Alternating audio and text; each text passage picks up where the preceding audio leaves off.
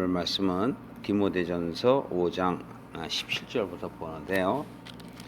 어제 5장 1절부터 16절까지의 말씀은 사뭇 초신자들에게는 아주 어려운 말씀이에요. 그리고 교회 내에서 또는 가정 내에서 우리가 어떻게 사는 삶으로 착각해서는 안 됩니다. 성경에 나와 있는 내용들은 이 세상에 어떤 삶을 살아가는 그런 안내서 또는 윤리 도덕책이 아니라는 것이죠. 그래서 하나님께서 당신과 함께 했던 또 다른 그 분신들을 되찾게 하기 위해서 영적인 의미를 담아서 역사 가운데, 사건 가운데 모든 환경을 통해서 우리에게 말씀하시는 것들이기 때문에 바울이 디모데에게 편지를 보내는 이 편지는 바로 우리가 디모데이며 또 디모데에게 부탁하는 말들은 결국은 우리에게 부탁하는 하나님의 뜻이기도 하다는 것이죠. 그렇다면 그렇게 우리가 말씀의 뜻을 전제하고 나면 교회 안에서의 나이 먹은 사람, 젊은 사람에게 행하라는 것이 아니라 영적인 얘기를 한다는 것을 의미합니다. 다시 한번 여러분들이 잘못 이해할까봐 제가 높아지면서 한번 그냥 정리를 좀 해드리면 5장 1절서부터 16절에 있는 그 내용 중에서 연로한 남자, 연로한 여자라는 것은 연로한 남자라는 것은 나이 많은 늙은이라고 표현을 여기서 했지만 바로 씨를 가진 자, 말씀을 가진 자를 이야기하는 거예요.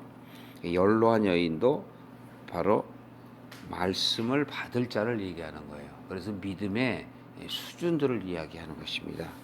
또 젊은 남자, 젊은 여자라는 얘기는 말씀이 이제 진전이 돼서 이 밖으로 또 속으로 마음가짐이 바뀌는 그러한 상태를 얘기한다고 그랬죠. 그래서 젊은 남자라는 것은 이제 씨를 막 갖기 시작한 믿음의 수준을 이야기하고, 젊은 여자 그러면 이제 말씀을 받아들이려고 마음을 작정한 성도를 의미한다라는 것이죠. 또 참 과부다라고 얘기하는 것은 가짜 과부, 참 과부가 있는데, 참 과부는 세상을 버리고 하나님께 마음을 완전히 확정한 자를 이야기하는 것이고, 세상 남편을 잃어버린 자가 바로 참 과부예요. 그런데 가짜 과부, 그 과부는 바로 무엇이냐면 하나님 남편을 버리고 세상으로 간 자를 얘기하는 거예요. 또 연로한 과부, 젊은 과부 이렇게 얘기하는 것은, 연로한 과부는 60세 이상을 얘기하는데 그것은 이제 예수님을 만날 준비가 되어 있는 자, 즉 말씀을 받을 준비가 된 사람을 얘기하는 것이고, 젊은 과부는 이제 하나님에 대해서 알고 그 무리 안에 들어왔으나 그것을 거부하고 세상으로 나아갈 사람들을 얘기하는 거예요. 그런 겉모습의 사람들을, 속모습의 사람들을 기준으로 나타내는 것입니다. 또 그래서 5장 9절, 11절 이렇게 사이에 보면 나이 먹은 과부들, 또 젊은 과부들 이렇게 표시를 하는 것이에요. 그 다음에 14절에 보면 젊은이 그랬는데, 이 젊은이는 젊은 여인을 얘기하는 거예요. 젊은 여인은 시집을 가서 아이를 낳고 집을 다스리고 대적에게 회방할 기회를 조금도 주지 말기를 원하노라. 믿음의 초신자를 얘기하는 거예요. 믿음의 초신자들. 그래서 결혼하지 않은 사람을 얘기하는 것이죠. 그래서 이제 입문한 성도를 얘기하는 거예요. 입문한 성도. 그래서 입문한 성도가 누구한테 시집가야 돼요? 예수님한테 시집가야죠. 그래서 씨를 가져야죠. 그리고 씨를 낳을 수가 있어야 되죠.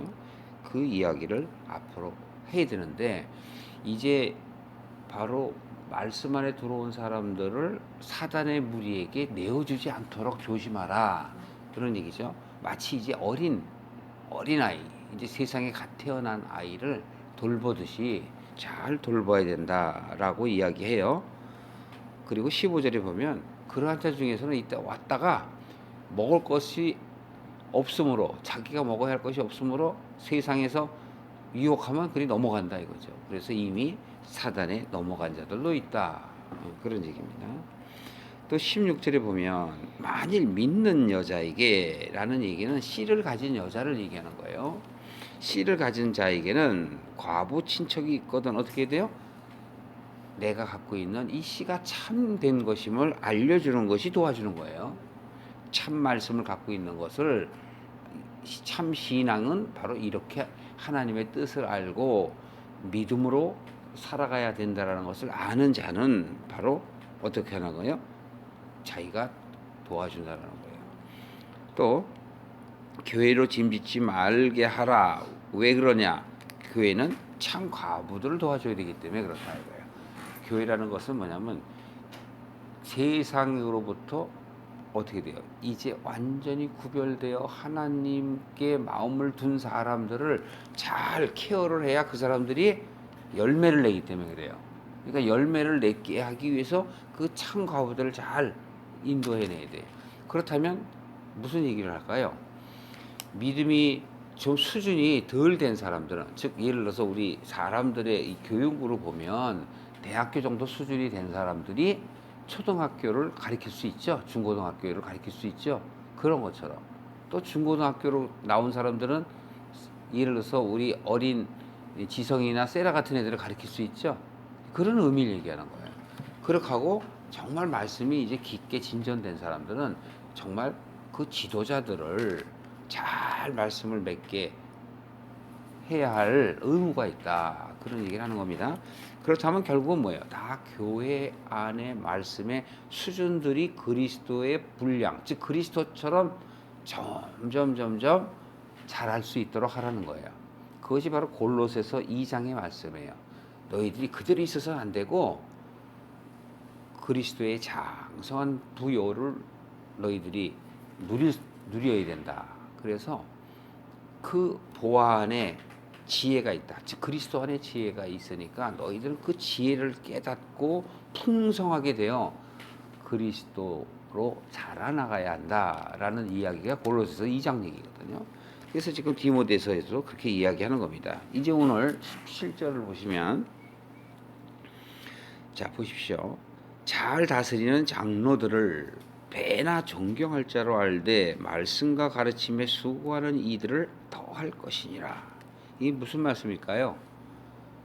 그러니까 말씀을 전하는 자, 장로는 나이가 많고 존경을 받고 교회 신앙생활을 오래 한 사람들을 이야기하는 게 아니고 말씀을 많이 깨우칠 말씀을 갖고 있는 자를 얘기해요.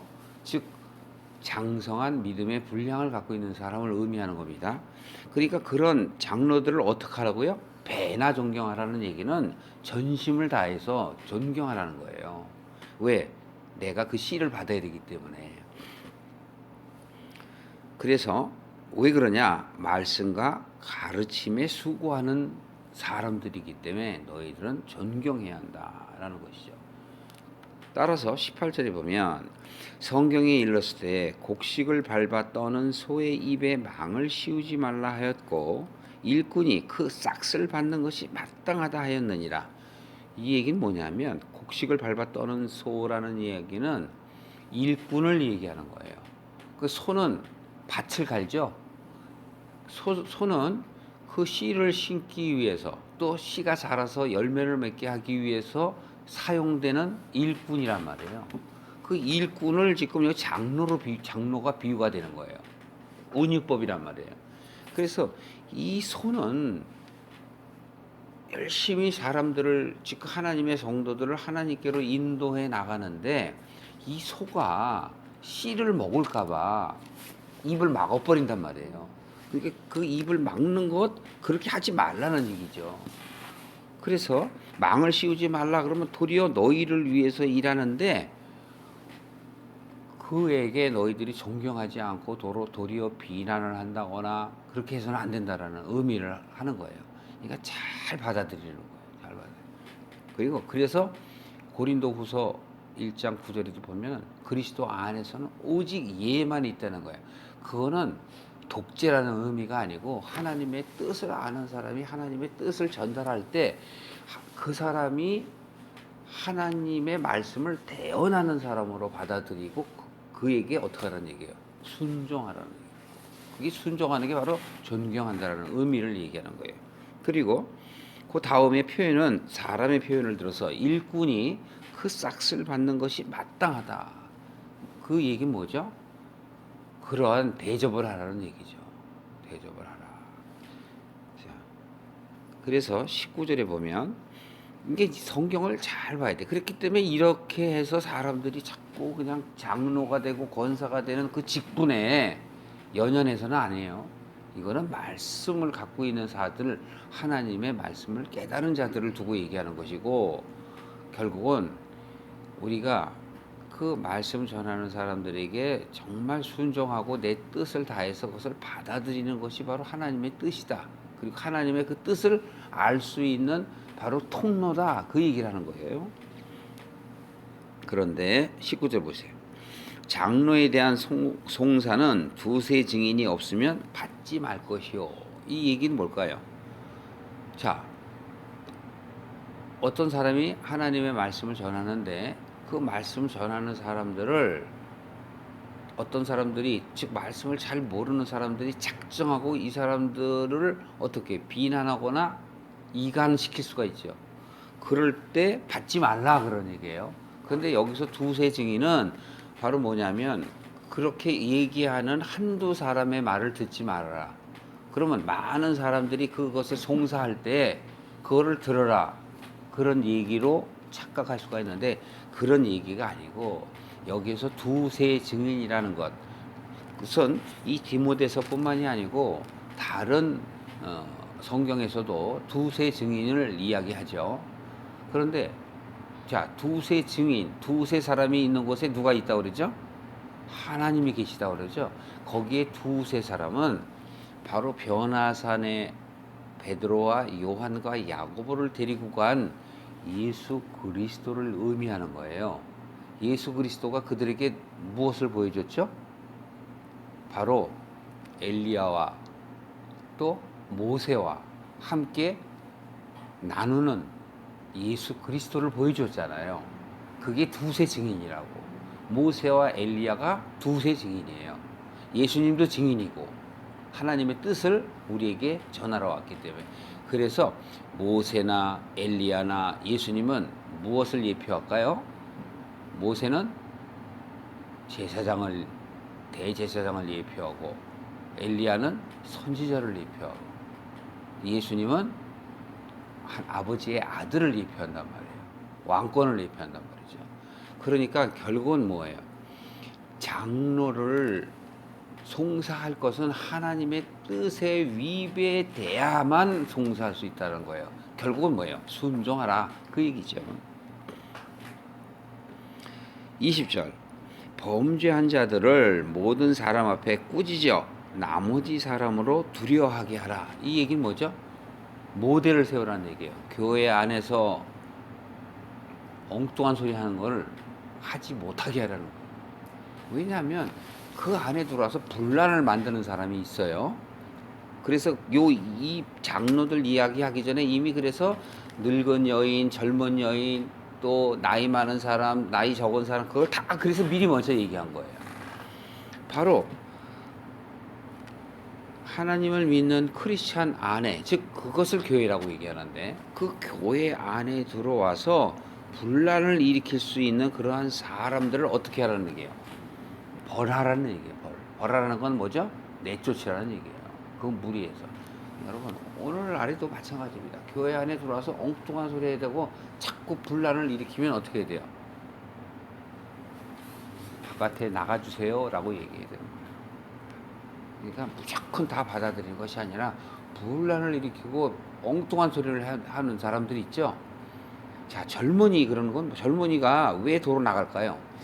자, 그게 바로 길값밭이에요. 잠깐 은혜를 받았으나 곧 어떻게 돼요? 그 씨가 말라 죽어요. 그러니까 세상으로 가는 거예요. 그래서 바로 그들이 바로 사단에게 돌아간 자들이다, 이렇게 이야기를 하기도 하고, 또 가시밭이나 돌짝밭은 어떻게 되죠? 말씀을 있으나 그들이 이 세상의 염려와 재리로 인하여 씨가 자라지 못하는 걸 얘기하죠. 바로 그러한 비유의 말씀들을 여러분들이 생각하면서 이 말씀을 보게 되면 바로 범죄한 자들이라 얘기하는 것은 하나님의 길로 가려고 하는 그 하나님의 사람들을 회방하는 자들을 얘기해요. 그래서 율법을 지켜야 한다. 교회는 교회답게 이렇게 강대상도 세워야 되고 십자가도 달아야 되고 뭣도 해야 되고 뭣도 해야 되고, 하나님의 본질과는 전혀 상관이 없는 일들을 하게 하는 거예요. 그렇게 해서는 안 된다. 그렇기 때문에 그런 것을 꾸짖어서 다른 사람들로 하여금 그것을 본받지 못하도록 그렇게 해야 한다라는 것이 바로 20절의 말씀이고요. 21절에 보시면 하나님과 그리스도 예수와 택하심을 받은 천사들 앞에서, 여기에서도 얘기하는 거죠. 바로 하나님, 예수님, 그리스도 예수님이라고 얘기하죠. 메시아. 또 택하심을 받은 천사, 이거는 날개 달린 천사가 아니라 그랬죠. 말씀을 깨달은 자들을 얘기하고 믿음의 선진들을 얘기하는 거예요. 그들 앞에서 내가 엄히 명한다라는 것은 나도 그들과 함께하는 진리를 가진 자라는 것을 의미하는 거예요. 너희는 편견이 없이 이것들을 지켜서 아무 일도 편벽되이 하지 말며, 그런 거에 부하뇌동하지 말라는 얘기예요. 그러니까 여러분들이 어떨 때 이렇게 잘 나갈 때 조심해야 할 것은 뭐냐면 여러분들을 교만하게 하는 마음이 생긴단 말이에요. 그래서 말씀을 깨닫고 말씀 속에서 이렇게 살아야 한다 그러면서도 보암직한 것들이 분명히 찾아와요. 그래서 이 디모데서를 통해서 너희들은 거짓 철학을 쫓지 말라는 얘기죠.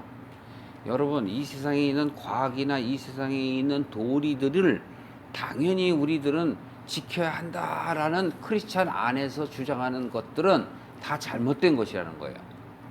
성경 안에, 교회 안에는 오직 예수 그리스도 하나님밖에 없단 말이에요.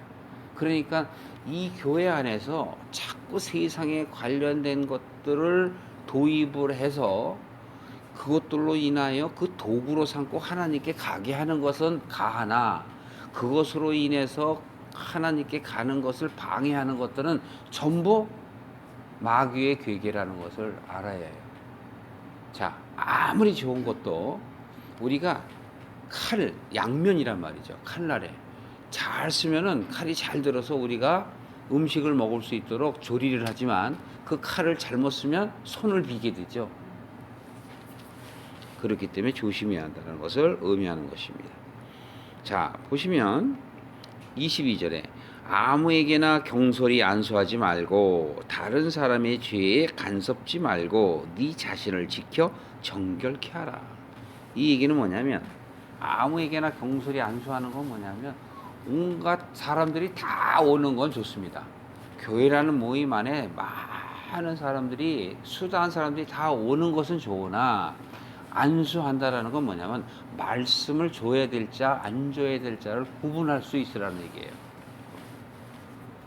그래서 경솔히 안수하지 말라. 다른 사람의 죄에 간섭지 말고 내 자신을 지켜 정결케 해라. 지금 이 말씀은 다 레위기 민수기에 있는 말씀들이거든요.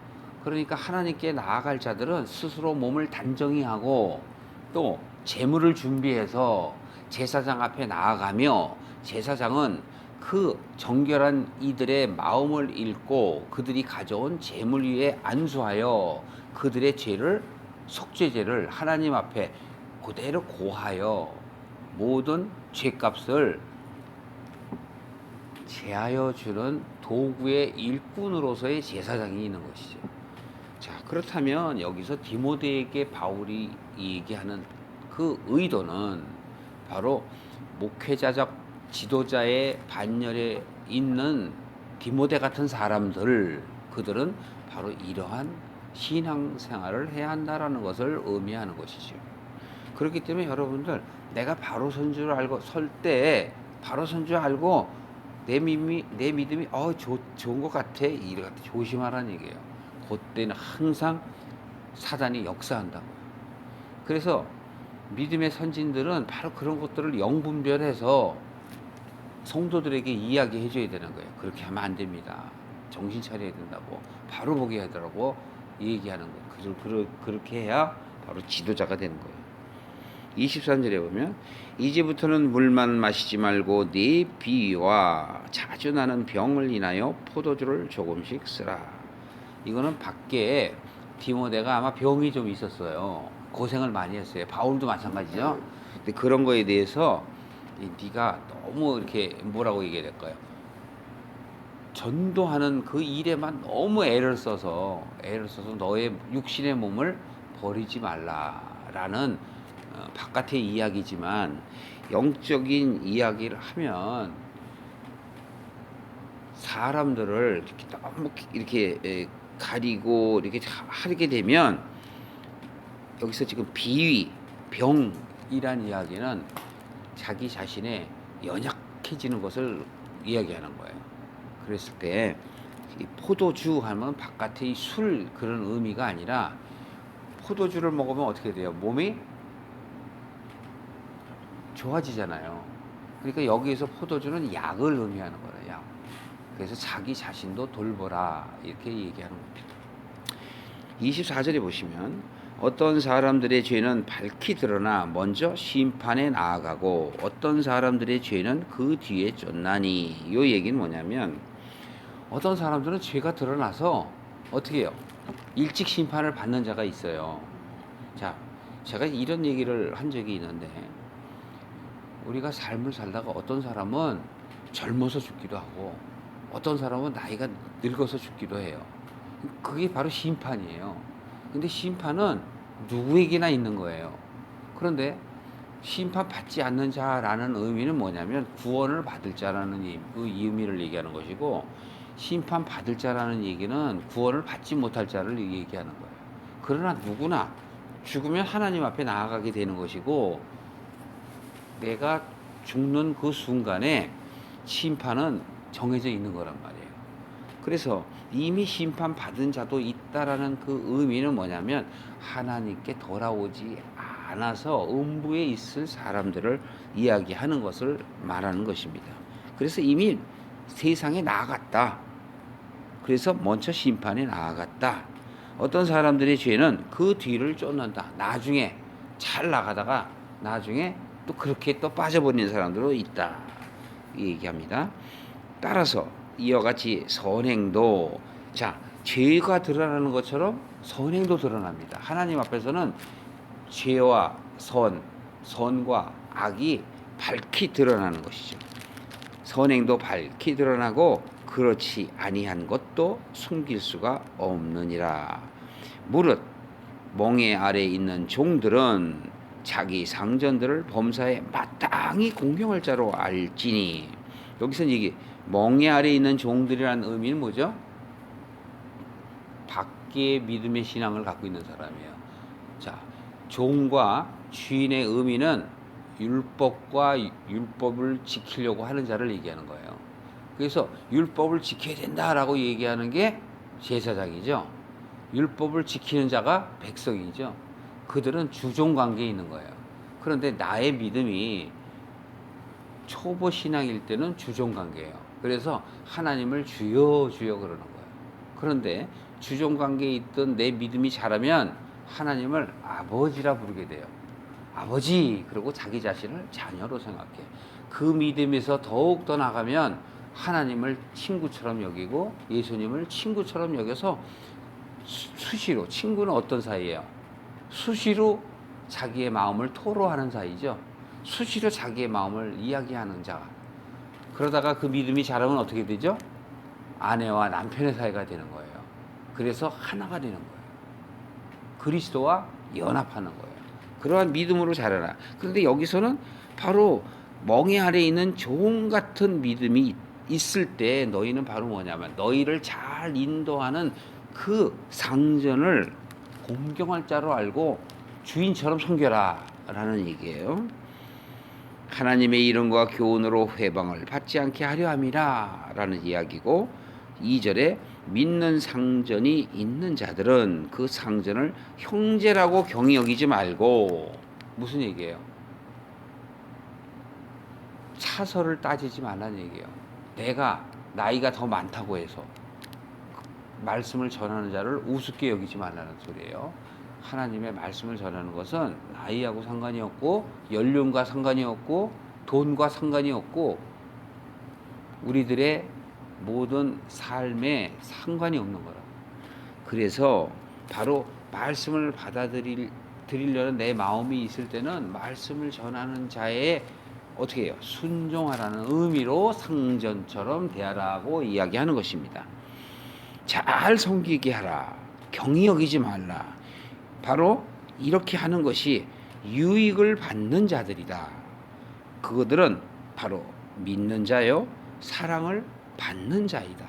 도리어 내가 잘 그렇게 순종하는 것이 바로 사랑을 받는 것이고 믿음이 생기는 것이죠. 너는 이것들을 가르치고 권하라. 디모데에게 바울이 이야기하는 것이지만 바로 여러분들에게 이야기하는 것이에요. 그래서 여러분들이 믿음의 수준대로 자기의 삶을 살아가며 위를 볼 때는 상전에게 보듯이 하고 또 아랫사람을 볼 때는 어떻게 돼요?